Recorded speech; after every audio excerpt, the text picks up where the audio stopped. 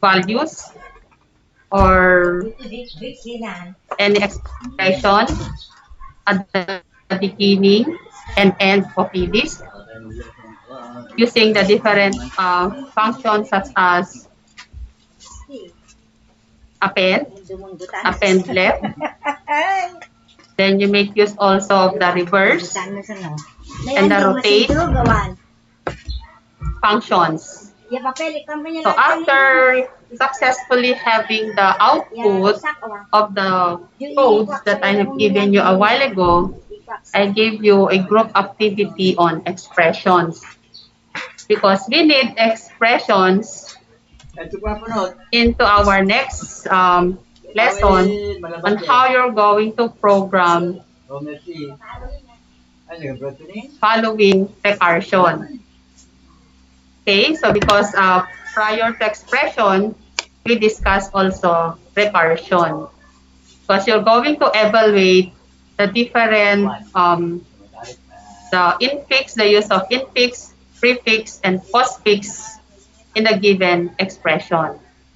So this is the activity that I have given you a while ago for you to have a group discussion on what is an expression, what are infix, prefix, and postfix notations, what are valise and reverse valise notations, then which data structure is used for infix to postfix conversion, and I gave you a simple expression here to convert the following infix expression into postfix form. So may I call on now the group of any volunteer, or will I call the group of B to present their output? Then after which, we'll have some input on the given presentation of the group activity for better understanding of the lesson on what is expression in mathematics and how expression is also evaluated or used in programming. And we're going to determine what is infix, postfix, prefix, and postfix. Now, can we have the output of the group of Mr. Alonso? I will close my screen sharing so that you can also share your screen.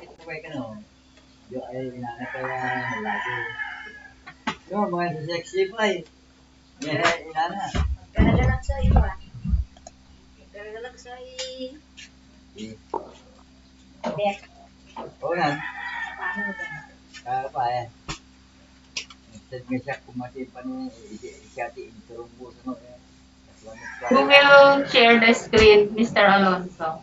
B. Ako na lang po, ma'am. Okay.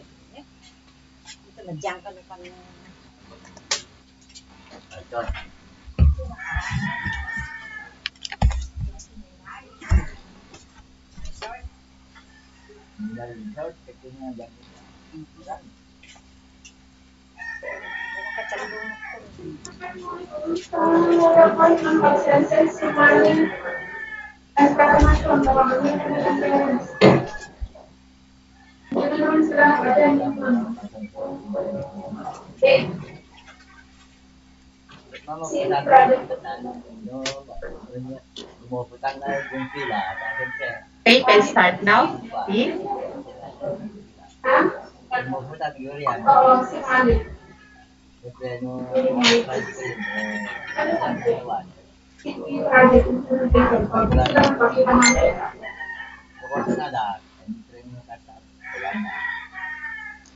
Ma'am, what is an expression? Expressions are mathematical statements that have a minimum of two terms containing numbers or variables, or both connected by an operator in between. A phrase having a minimum of three integers and at least one math operation is called an expression. Addition, subtraction, multiplication, and division are examples of math operations. An expression structure is as follows. So there are infix, prefix, and postfix notations, ma'am. Infix notation. X plus Y operators are needed in between their operands. This is the usual way we write expressions. An expression such as A times the quantity of B plus C over D is usually taken to mean something like first add B and C together, then multiply the result by A, then divide by D to give the final answer. The conventional way to create mathematical formulae is to use infix notation. We can observe that the operator is sandwiched between the operands for the infix notation by looking at the basic additional total. This is valid for any infix notation-based mathematical formula. So yung infix notation po ma'am, yung po yung parang conventional or yung normal way na natin pagbasa ng mga expressions po, mga formula po. So, postfix notation, also known as reverse Polish notation. So meaning your infix would be a variable followed by an operand. It's like, for example, you have a given example a while ago, A plus B. A is the operand and B is the operator. So can you still use another operator, then followed by an operand as infix notation? So like the one given here, A times the quantity B plus C divided by D. So that is an infix notation. So meaning to say, even the operand X plus Y, then you can still have another operator, multiplication or division, then put it in a parenthesis as given in your expression. A times the quantity A plus B divided by C. So that is an infix. So is it clear to all? The explanation of an infix notation. Any question before we proceed? Because we will going to solve or evaluate the expression given in your group activity. So any other example you would like to share for in your group? Are there other group members who would like to give another example of a prefix notation, P, from your group mates?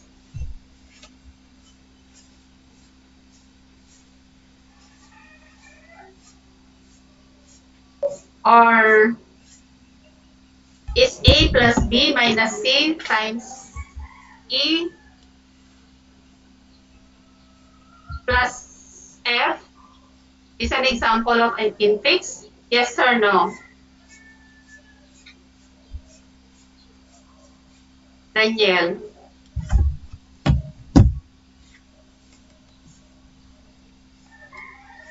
Christian. Is that an example of this is a given example presented by the group of B. X plus Y is an infix. You have two operands, X and Y, and the operator is addition. So if I will be giving, for example, A plus B minus C times B plus F, is that considered as an infix notation?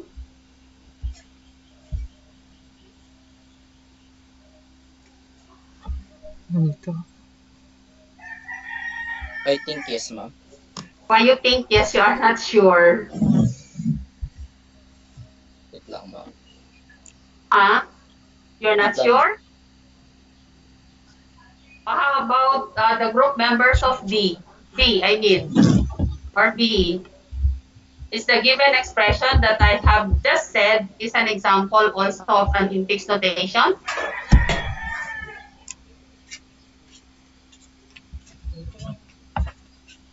Yes or no? B. Yes po ma'am.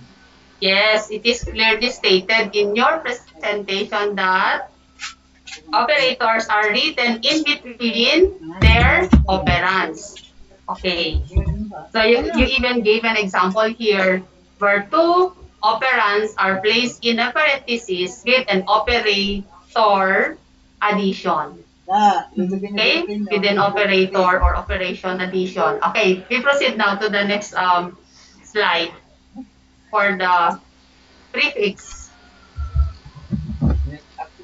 Postfix o prefix? Ano ba yung pinresend mo kanina? Postfix or prefix? Yung una po ay infix, ma'am. Unfix and then followed by? Prefix dapat po, ma'am. Okay. So, plus XY operators are written before their operands. The expressions given above are equivalent to division, multiplication, A plus B, C, D. As for postfix operators are evaluated left to right and brackets are superfluous. Operators act on the two nearest values on the right. I have again added totally unnecessary brackets to make this clear. So, ito po yung example, ma'am. Yung division, open bracket times A, quantity of plus B, C, close bracket, ma'am. Tapos, D, yung final, ma'am. So, sa prefix notation po, parang inuuna po yung mga operands, ma'am. So, ito po yung final sagot, final answer, tapos ito po yung example niya, ma'am. So what is the final answer of the expression? Over times A plus BCD, ma'am. So what you have noticed, is it the operands that comes first or the operator?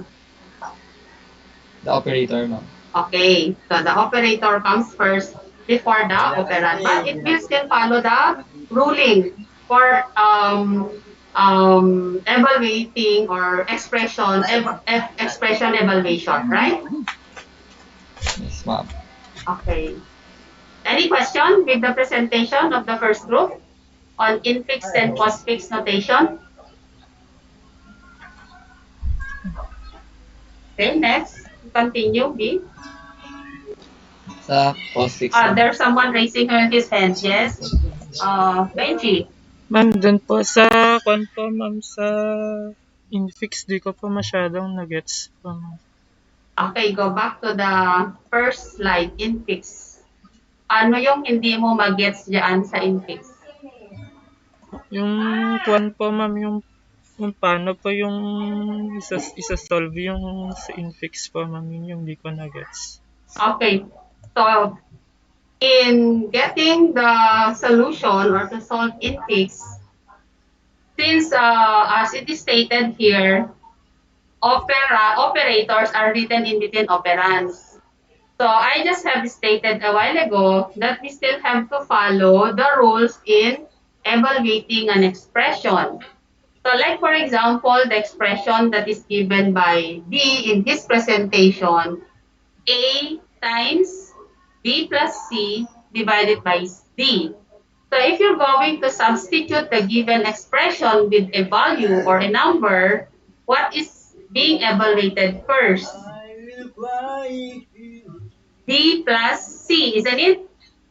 Because it is placed inside a parenthesis. That's how programming or even in mathematics solve a problem in a given expression.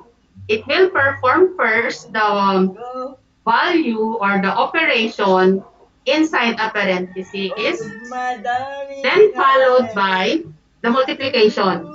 I-multiply niya na ngayon yung A times the value of, like for example, we will give a value for A. A is equal to 10, and then B is equal to 5, then C is equal to 10, and then D is equal to 5, let's say, 2. So, we will now evaluate the expression 10 plus 5 because I gave a value of 10 ba binigay ko sa B kanina? 10 plus 5, B and C, that is 15, times, I gave a value of A, rin na 10 kanina, 15 times 10 is equal to 150, right? 150 divided by 2, which is the value of B, then the expression is being evaluated. So it is stated here in the explanation. First add B and C together, then multiply the result by A, then divide it by B to get the final answer. So that's how it is being evaluated to get the final answer. So even in mathematics as well as if you do programming, any programming languages, that's how expression is being evaluated. You have to follow the rules. You do the parentheses first, operations inside the parentheses, and then MTAS pa rin. Multiplication, division, addition, and subtraction. Any question pa? Is it clear now, Yes. Benji? Yes po, ma'am. Salamat po. Okay, continue. Any other questions? For clarifications, before we proceed, because you will be doing this also in programming. If you cannot be able to understand the concept of infix, of the expression infix, postfix, and prefix, it would be also difficult for you to do the code in programming. Okay, may we now continue with the next presentation? Next slide. Are we still on postfix because of the question of Benji a while ago, right?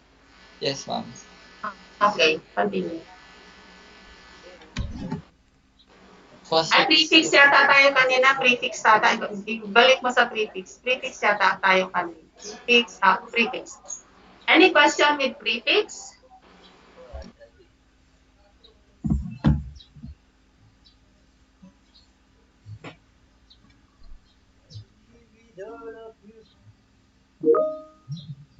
Is prefix clear to all?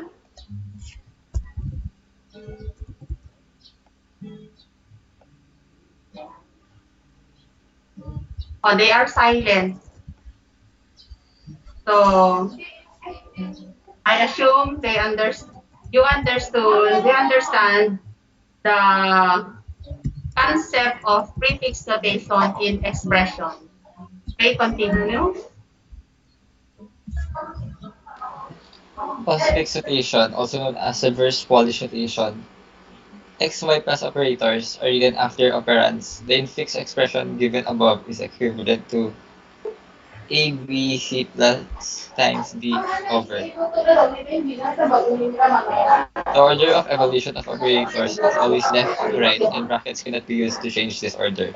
Because the plus is to the left of the multiplication in the example above, the addition must be performed before the multiplication. Operators act on values immediately to the left of them. For example, the plus above uses the B and C. We can add totally unnecessary brackets to make this explicit. So sa postfix notation po, after po siya nung ganun, nung mga operands, yung operators. Okay, it's just the reverse of the prefix. Yes, ma'am. Because prefix, operators first followed by operands. Okay, next. Any question?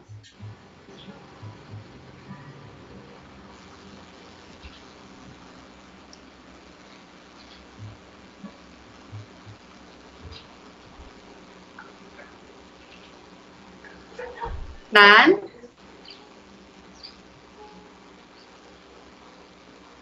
So the given example here, this is still the example the expression sa infix, right? Infix expression, same example that is being evaluated in prefix as well as postfix so that there will be no confusion. They make use of the same expression. But with this expression that they presented, and with the concept that is being presented, I gave in your activity a simple expression for you to evaluate using infix and postfix. Okay, so there's no other question. Can now move. So, i-compare na natin, ma'am, yung infix, prefix, pati postfix, ma'am. Yes. So, tignan lang natin itong BC at saka plus.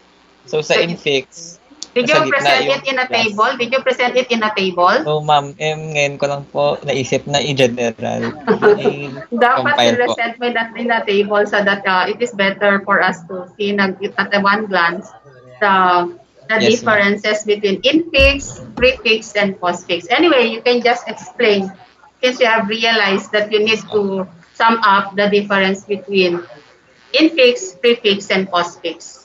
So, sa infix, in between, yun yung parang, natin, code natin sa infix, sa gitna. So, nasa gitna yung plus. Yun yung sa infix. Sa postfix, post is after. So, nasa huli. Di ba B plus C dapat? So, BC plus. So, sa prefix, before, nasa harap ng BC yung plus. Yun lang. So, ito na po Okay. yung... Ay, may question, ma'am. Si Benja. Okay, we have Tol, yung sa, tawag doon, sa yung bago, before yung infix, tol, nga. Ito? Di, tol, dun sa postfix ba yun? Oh. Yan. Paano yung yung sa program, tol? Ito, nasa... Pag-post kasi after. So, after nung B at C, doon lang lalabas yung plus mo. Okay.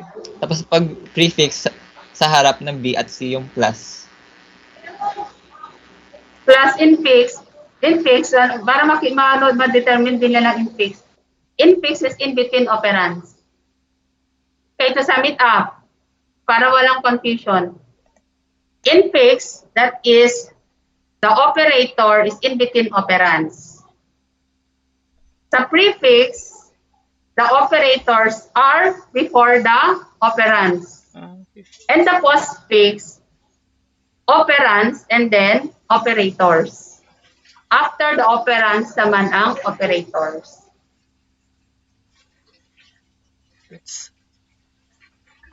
Is it now clear? You have other question? It's better to ask question. O, sino yung nag-like? Meaning to say it's already clear. Si Benji. Okay, Benji, for the what's this? Like icon, meaning to say you already understood the differences between infix, prefix, and postfix.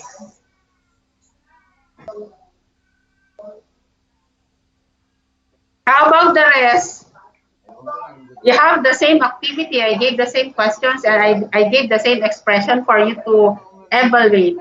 Anybody who have other questions? Can you give me a sign of, how do we call that one? Yung like icon. Meron tayong tawag dyan. I forgot. Heart or a like icon if you have understood already the lesson. And it is already explained well. Okay. Thank you for the confirmation that you understood the differences between infix, postfix, prefix, and how they are being used and evaluated in an expression. So this A times B plus C times A, divided by B, this is an expression, an example of an expression. Okay? Later, you will do a hands-on activity on this.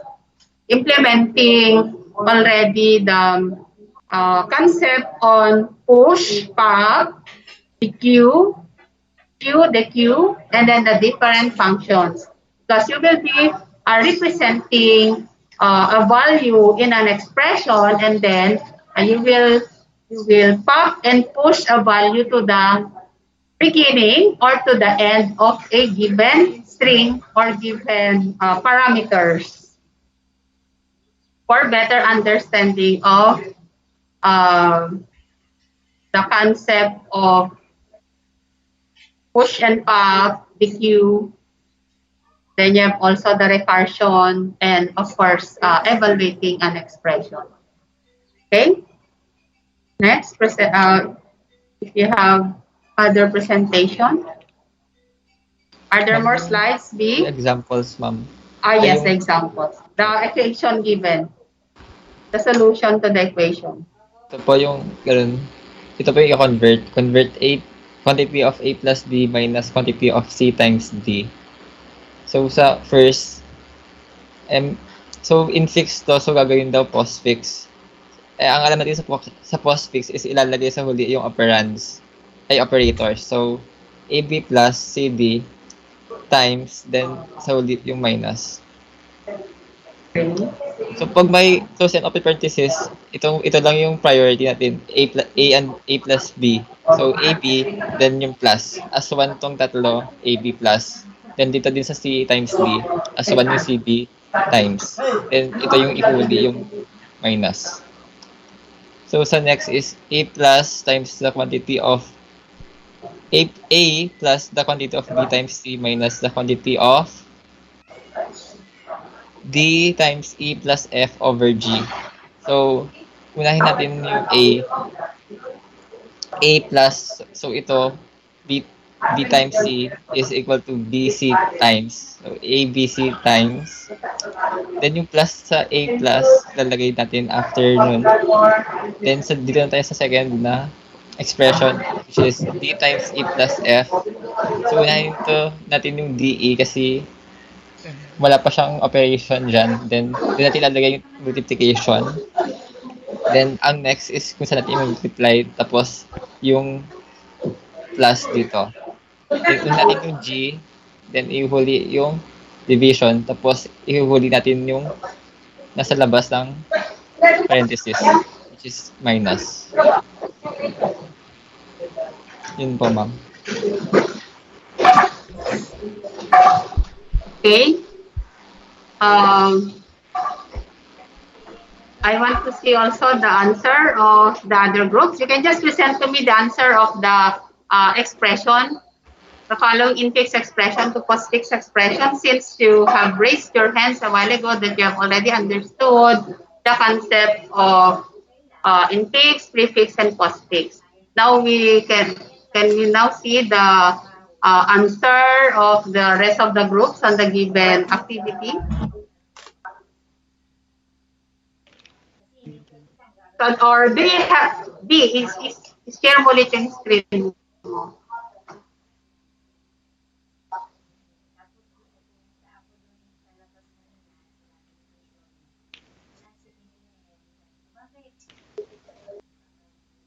Okay, that is the answer of group 1. A plus B. So, since postfix, what is the rule? You always have to start the evaluation of an expression inside a parenthesis. So, A plus B, then we have the next operation would be C times D because it's inside the parenthesis. So, C, B, then you have the operator. Then after evaluating the after evaluating the expressions inside the parentheses, now you perform with the last operation, which is subtraction. May we now see the output of the other groups? They have the same output. May we look on the output of the group of Christian?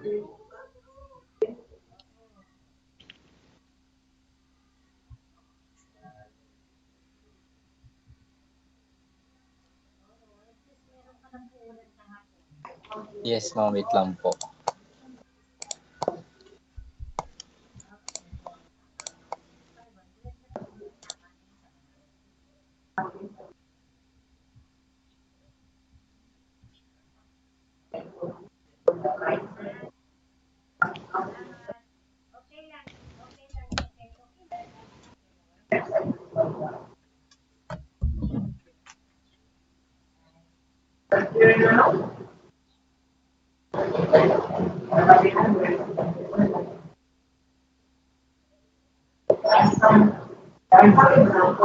Ano po ba, ma'am? Yes, I can now see your screen. Kita nandun, ma'am? Yes. Good morning, mga good morning, classmates. So this is our output for this day. Wait lang po. Ayun. Sa question sa number 1 is, what is an expression? Expression are representation of value. They are different from statement in the fact that statements do something while expression are representation of value. For example, any string is also an expression since it represents the value of the string as well. Python has same advanced construct through which you can represent values and hence these constructions are also called expression. Number 2, in fixed notation, x So you plus have y. you have the same. May we just proceed to the result of the evaluation of the given expression. Yung In codes, class, ma'am. yung code. The expression itself.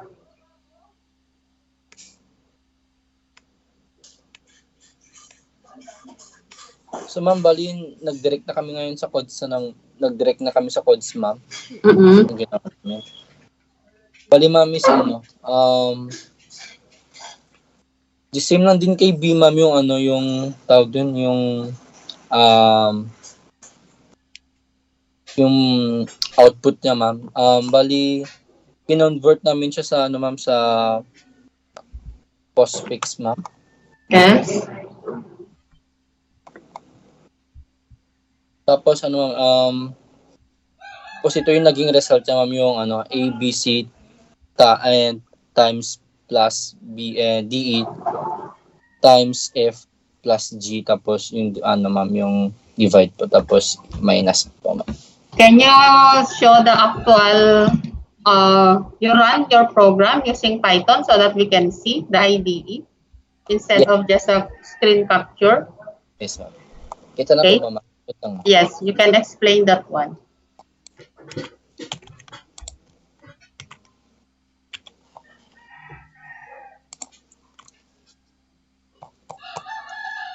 Yung ma'am, bali ma'am, bali nag-import kami, ma'am.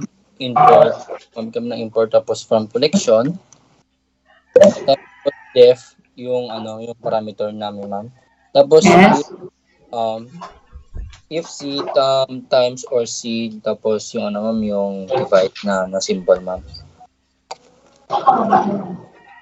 Tapos C is equal to plus or C is equals to minus, ma'am. Tapos nag-return din kami, ma'am. Tapos end. Tapos yung wait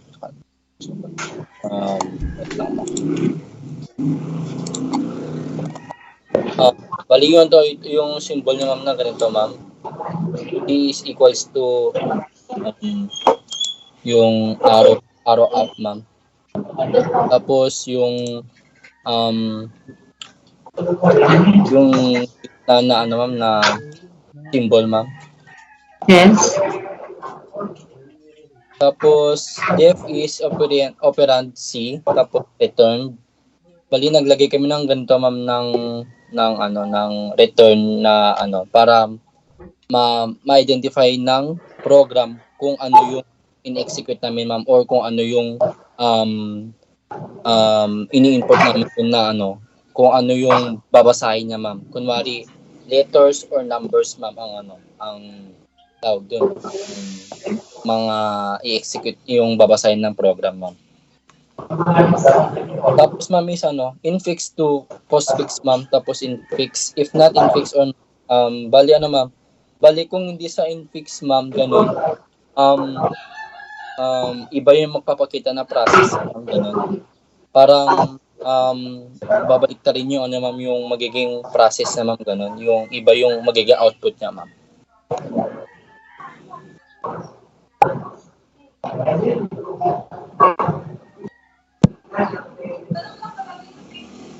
Ma'am, tapos doon sa printing na, ma'am, sa printing na tayo, ma'am, is if gumamit kami dito ng if, ma'am, tapos name, tapos main, ma'am.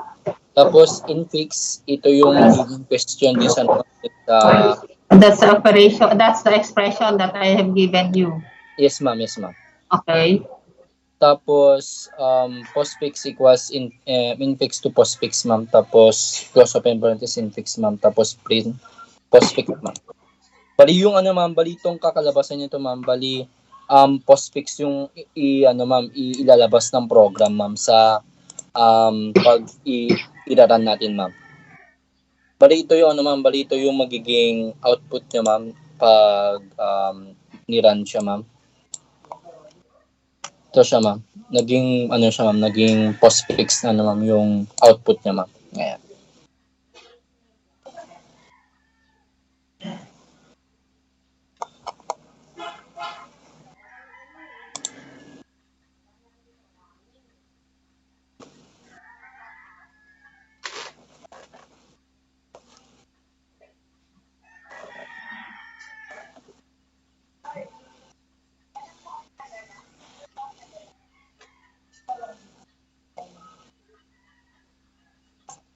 Kamit ka ata, ma'am. Okay, kindly run it again. Minom kasi ako ng tubig, sorry. Hindi ko nakita yung pag-execute mo. Though I can see the output into the screen, but I want to see how it is being compiled. Okay, compile mo ulit.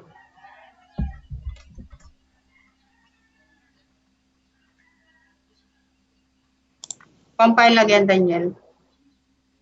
Yan, ma'am.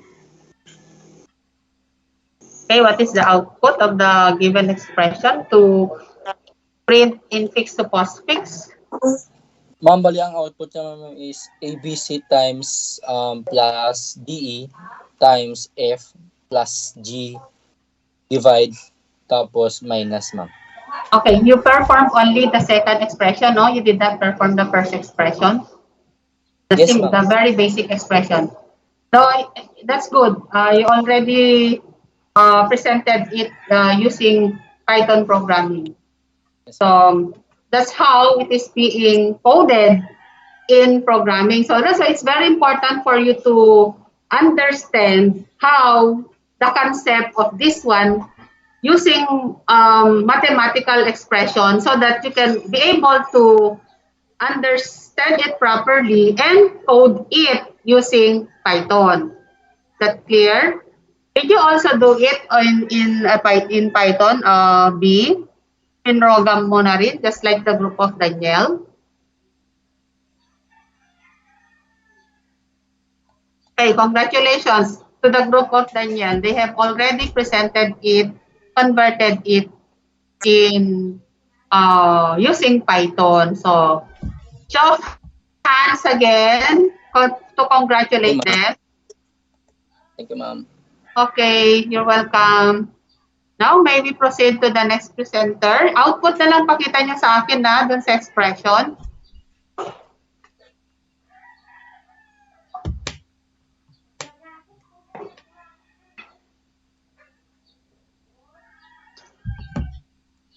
Oh, naka-off na yung mga camera ninyo.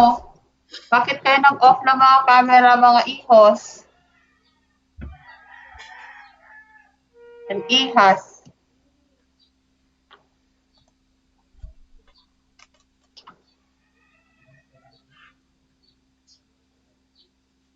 Okay, next group. I just want to see the output.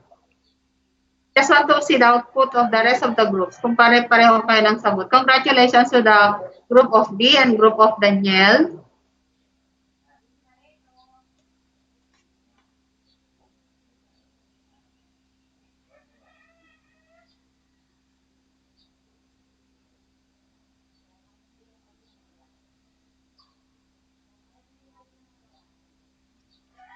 Oh, wala na magpe-present ng output sa inyo. How about the group of Benji? Benji, can you present your output? Ma'am, si Hans po yung kwan po. Hans, saan si Hans?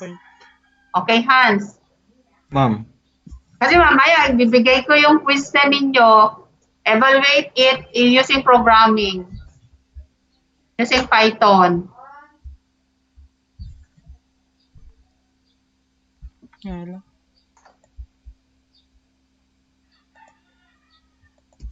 Next group, yung group nila, cake. Just present output. Nakuha nyo ba yung sagot? Kasi yung sagot yung presentation nila B and Christian. That's the correct answer. Ma'am, sa group po ni Mr. Benjel, ma'am. Ka-group po ako. May Sino ginawa yun? laod, Sino? ma'am. Naod. Okay. Sino pa? So meaning to say the rest of the group was not able to get the correct answer? Mag-share screen ba ako, ma'am? Hindi. Can you share the screen?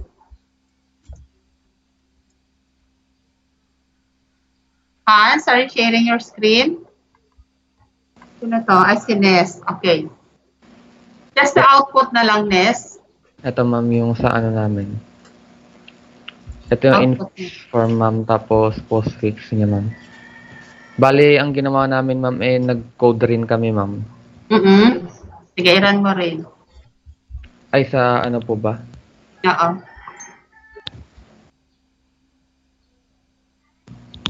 Ito, ma'am. So, i-run mo. Explain mo yung code mo. Bali, same din po kami ni Sir Christian kanina, ma'am, ng code na ginamit, ma'am. So, parehas din po yung function niya. Tapos, ang iniba ko na lang po is itong nasa last. Dinagdagan ko lang po yung isang kanina. Yung binigay niya na given, ma'am. Okay. Dinagdagan ko siya. Ito po. Tapos, ito po yung, niya, result niya po, yung output po.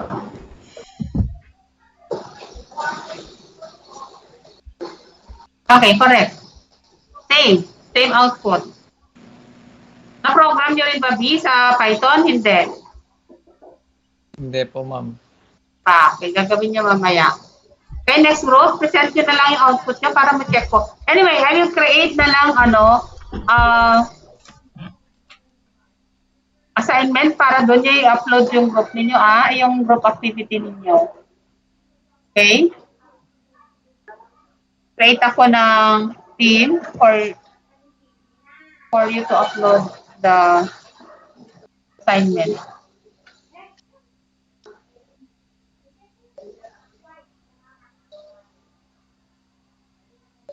Ito na yung quiz ninyo.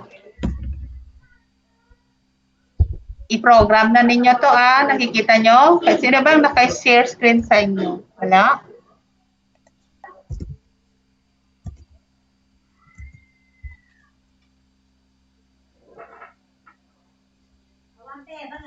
Okay, you can now,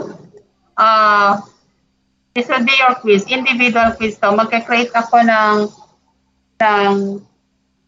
sa team natin kung saan kayo mag-upload. Upload nyo yung quiz nyo, Huwag sa chat nyo i-screenshot.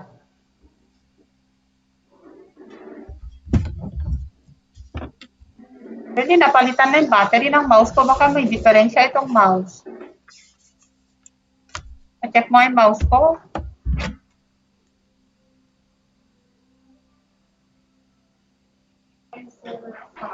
Oo nga, pag-practice lang ta. Palitan mo na yung battery. Ganyan pa rin siya, fingers pa rin, hindi yung pointing ang ano.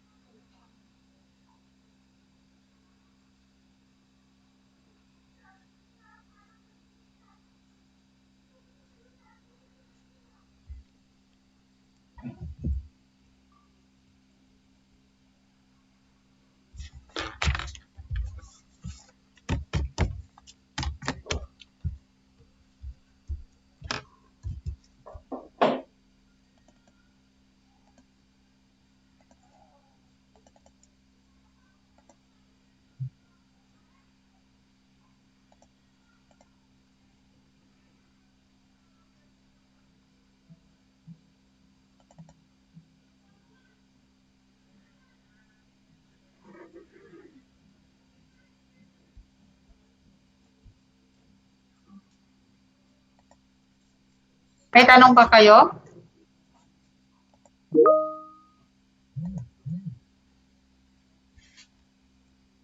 Okay, so the problem, ano yung problem natin?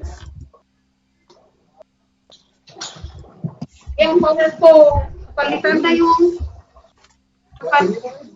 Oo nga, pero alam mo, pointing, tinatong ko pa dito para...